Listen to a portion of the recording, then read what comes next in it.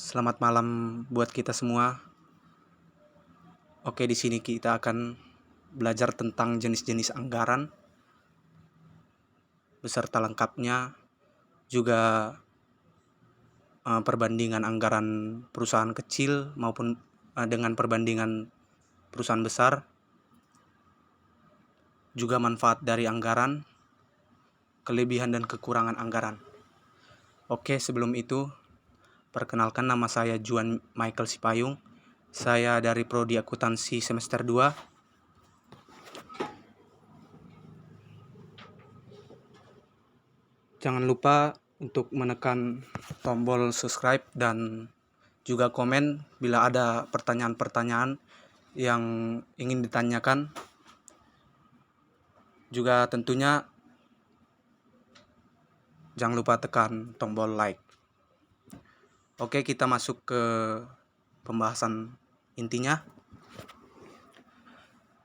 Jenis-jenis anggaran. Sebelum kita masuk ke jenis-jenis anggaran, kita harus mengetahui apa sih itu anggaran. Di sini saya sudah membuat catatan kecil bersumber dari berbagai web dari internet maupun buku. Anggaran atau budget merupakan rencana tertulis mengenai kegiatan suatu organisasi yang dinyatakan secara kuantitatif untuk jangka waktu tertentu dan dinyatakan dalam satuan uang, tetapi dapat juga dinyatakan dalam satuan barang jasa. Nah, itulah merupakan pengertian dari anggaran. Langsung saja kita masuk ke jenis-jenis anggaran. Dalam menyusun anggaran, perusahaan dapat mengacu pada ruang lingkup intensitas penyusunannya ataupun periode waktunya. Jenis-jenis anggaran itu dibedakan menjadi 3. Pertama adalah perusahaan berdasarkan ruang lingkup atau intensitas penyusunannya. Nah, berdasarkan ruang lingkup, anggaran ini dibedakan menjadi 2 jenis. Pertama ialah anggaran parsial. Anggaran parsial adalah anggaran perusahaan yang disusun dengan ruang lingkupnya terbatas. Misalnya anggaran untuk bidang produksi ataupun bidang keuangan saja. Yang kedua adalah anggaran komprehensif, yaitu anggaran perusahaan yang disusun dengan ruang lingkup menyeluruh, yaitu meliputi seluruh aktivitas perusahaan di bidang marketing, produksi, keuangan, personalia, dan administrasi. Oke, nanti kita akan bahas satu persatu dari jenis-jenis ini. Yang kedua adalah berdasarkan fleksibilitasnya. Juga terbagi menjadi 2 jenis. Pertama adalah anggaran tetap atau fixed budget. Nah, anggaran tetap merupakan anggaran yang disusun untuk periode waktu tertentu, di mana volumenya sudah tertentu dan berdasarkan volume tersebut direncanakan revenue, cost, dan expense, serta tidak diadakan revisi secara periodik. Yang kedua adalah anggaran kontinu atau continuous budget, yaitu anggaran tetap yang secara periodik dilakukan penilaian kembali atau revisi. Ini juga kita akan bahas nanti selengkapnya. Kita masuk ketiga, yaitu berdasarkan periode waktu. Juga terbagi menjadi 2. Yang pertama adalah anggaran jangka pendek. Anggaran jangka pendek yaitu anggaran operasional yang menunjukkan rencana operasi atau kegiatan untuk satu periode akuntansi. Ini biasanya 1 tahun. Yang kedua adalah anggaran jangka panjang. Anggaran jangka panjang yaitu anggaran yang menunjukkan rencana investasi dalam tahun anggaran dengan waktu lebih dari 1 tahun. Oke, kita akan bahas berdasarkan ruang lingkup tadi. Kita bahas satu aja ya guys, ya teman-teman. Anggaran komprehensif. Anggaran ini secara lengkap terdiri dari rencana real atau substantive plan. Kedua adalah rencana keuangan atau financial plan. Ketiga adalah anggaran variabel atau variable budget, statistik dan matematika. Kelima adalah laporan budget. Oke, kita akan bahas satu-satu.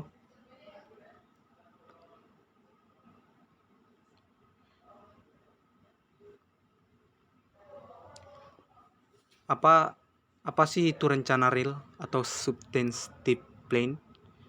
Nah, rencana real atau substantive plan ini adalah rencana yang mencerminkan materi-materi yang ingin dicapai perusahaan secara formal yang disesuaikan dengan nilai-nilai yang dipegang oleh perusahaan. Rencana real ini meliputi 4 nilai ya teman-teman. Pertama yaitu tujuan umum perusahaan. Ini harus jelas. Kedua adalah tujuan khusus perusahaan. Ini merupakan khusus yang beda dari tujuan umum ya teman-teman. Yang ketiga adalah strategi perusahaan. Ini juga sangat penting bagi suatu perusahaan, apalagi perusahaan yang besar.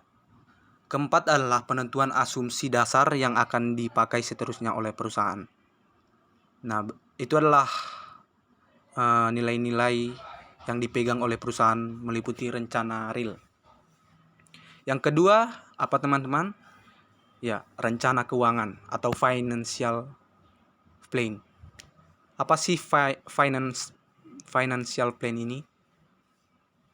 Yaitu penjabaran dari semua materi yang dituangkan dalam substantive plan. Jadi artinya ini penjabaran dari 4 nilai tadi ya teman-teman akan ditindaklanjuti ke rencana keuangan.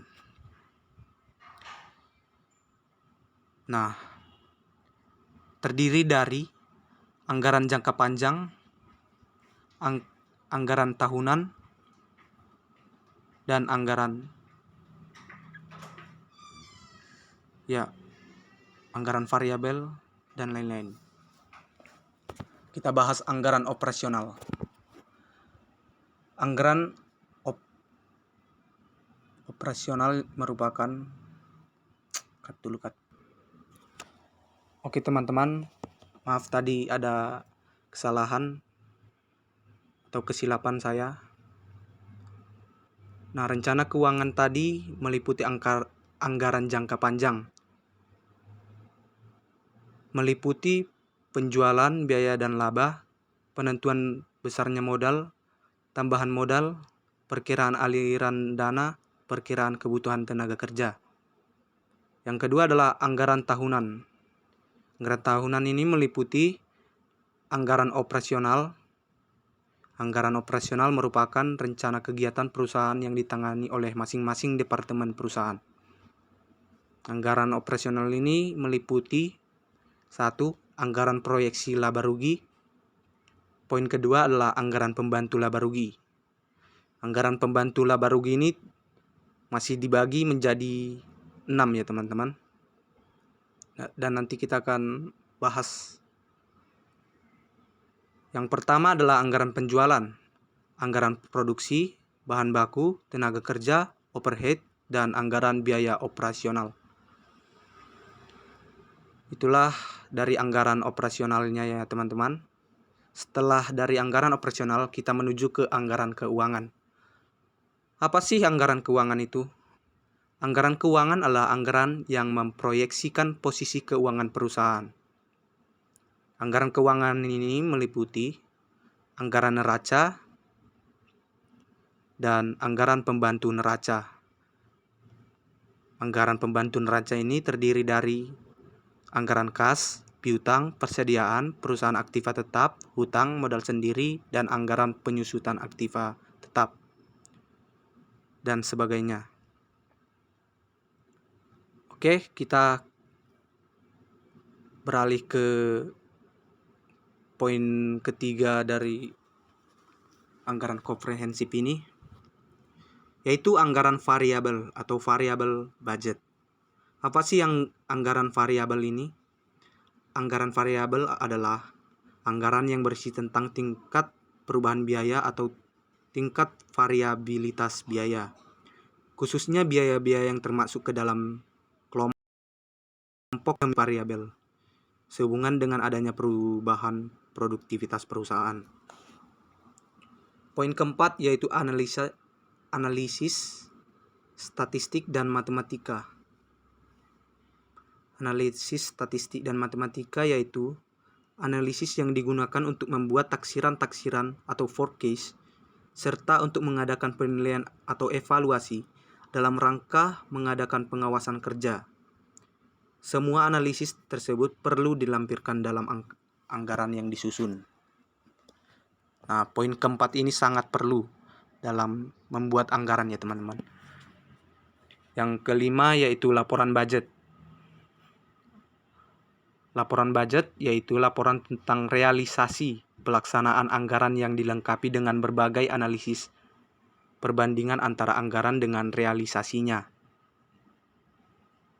sehingga dapat diketahui bila ada penyimpangan yang terjadi dan dapat diambil kesimpulan serta tindak lanjutnya. Laporan ini meliputi laporan statistik, laporan khusus, dan laporan hasil pelaksanaan. Oke, kita masuk ke materi baru yaitu keunggulan dan kelemahan anggaran. Tapi sebelum itu kita akan membahas apa sih perbandingan anggaran bagi perusahaan besar dan perusahaan kecil. Pasti ada bedanya. Nah, dari perusahaan besar kita lihat bahwa tentu saja mempunyai karyawan dengan jumlah yang sangat banyak, mungkin ratusan bahkan ribuan. Dari sini kita mengetahui bahwa tentu saja memerlukan banyak anggaran atau beban gaji ya teman-teman. Di dalamnya termasuk beban gaji. Sedangkan perusahaan kecil hanya mempunyai perusahaan yang berpuluh atau hanya bisa dikira. Otomatis anggarannya juga sedikit. Nah, kembali kita ke perusahaan besar. Perusahaan besar ini juga mempunyai anggaran yang sangat detail ya teman-teman, sesuai dengan namanya yang sudah besar. Sedangkan perusahaan kecil adalah mempunyai anggaran yang tidak terlalu detail. Jadi mungkin itu saja yang bisa saya dapat dari perbedaan perbandingan anggaran perusahaan besar dan anggaran perusahaan kecil. Oke, kita kembali ke poin selanjutnya tadi. Keunggulan dan kelemahan anggaran. Berdasarkan ulasan yang telah dikemukakan sebelumnya, dapat disimpulkan bahwa anggaran perusahaan merupakan kombinasi dari merupakan kombinasi dari 1. Pengalaman, 2. Teori tentang hakikat mencari laba dan memaksimumkan kekayaan milik perusahaan, dan yang ketiga adalah analisis lingkungan internal dan eksternal perusahaan yang dikemas dalam bentuk kekuatan, kelemahan, peluang, dan kendala perusahaan. Berikut adalah keunggulan dari adanya anggaran ya teman-teman. Ya, pertama tentu hasil yang diharapkan dari suatu rencana tertentu dapat diproyeksikan sebelum rencana tersebut dilaksanakan. Jadi dalam rencana itu pasti sudah dipikirkan matang-matang apa sih strategi, apa sih biaya-biayanya yang perlu dalam melaksanakan perencanaan itu. Itu biasanya dilakukan oleh perusahaan yang besar ya teman-teman. Berikutnya adalah dalam penyusunan anggaran diperlukan analisis yang sangat teliti terhadap setiap tindakan yang akan dilakukan. Berikutnya, anggaran merupakan penelitian untuk kerja sehingga dapat dijadikan patokan untuk menilai baik buruknya suatu hasil yang diperoleh. Sudah sangat jelas ya teman-teman. Yang keempat adalah anggaran memerlukan adanya dukungan organisasi yang baik sehingga setiap manajer mengetahui kekuasaan, kewenangan, dan kewajibannya. Nah, keunggulan kelima adalah mengingat setiap manajer atau penyedia dilibatkan dalam penyusunan anggaran, maka memungkinkan terciptanya perasaan ikut berperan serta. Oke, setelah dari keunggulan, tentu kita akan melihat dari kelemahan dari anggaran ini ya teman-teman. Nah, kelemahannya untuk poin pertama, dalam menyusun anggaran, penaksiran yang dipakai belum tentu tepat dengan keadaan yang sebenarnya. Yang kedua adalah seringkali keadaan yang digunakan sebagai dasar penyusunan anggaran mengalami perkembangan yang jauh berbeda daripada yang direncanakan. Yang ketiga, karena penyusunan anggaran melibatkan banyak pihak, maka secara potensial dapat menimbulkan persoalan hubungan kerja atau human relation yang dapat menghambat proses pelaksanaan anggaran. Yang terakhir adalah penganggaran tidak dapat terlepas dari penilaian subjektif pembuat kebijaksanaan atau decision maker, terutama pada saat data dan informasi tidak lengkap atau tidak cukup. Oke. Setelah itu kita akan belajar mengenai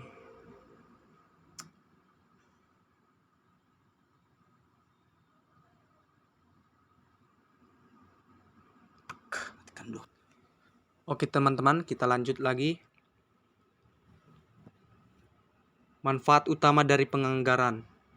Apa sih manfaat utama dari penganggaran ini? Di sini saya sudah membuat catatan kecil ya teman-teman. Dan ini sumbernya saya dapat dari sebuah web dari internet ya teman-teman.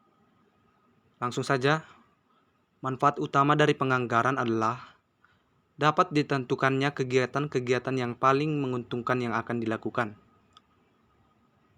Manfaat penyusunan anggaran antara lain sebagai perencanaan terpadu, pedoman pelaksanaan alat koordinasi, alat pengawasan, dan alat evaluasi.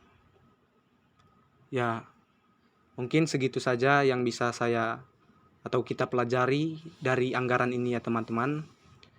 Jadi hasilnya adalah kita sudah mengetahui apa sih itu anggaran dan jenis-jenis anggaran, perbandingan anggaran perusahaan besar dan kecil, manfaat anggaran, dan terakhir adalah keunggulan dan kelemahan dari anggaran. Sampai sini saja yang dapat saya berikan kepada teman-teman. Jika ada kekurangan atau pertanyaan-pertanyaan yang ingin teman-teman pertanyakan, silakan komen video ini. Dan tentunya jangan lupa subscribe video ini agar saya semakin semangat membuat penjelasan-penjelasan mengenai berkaitan dengan akuntansi lainnya. Terima kasih, selamat malam, sampai jumpa.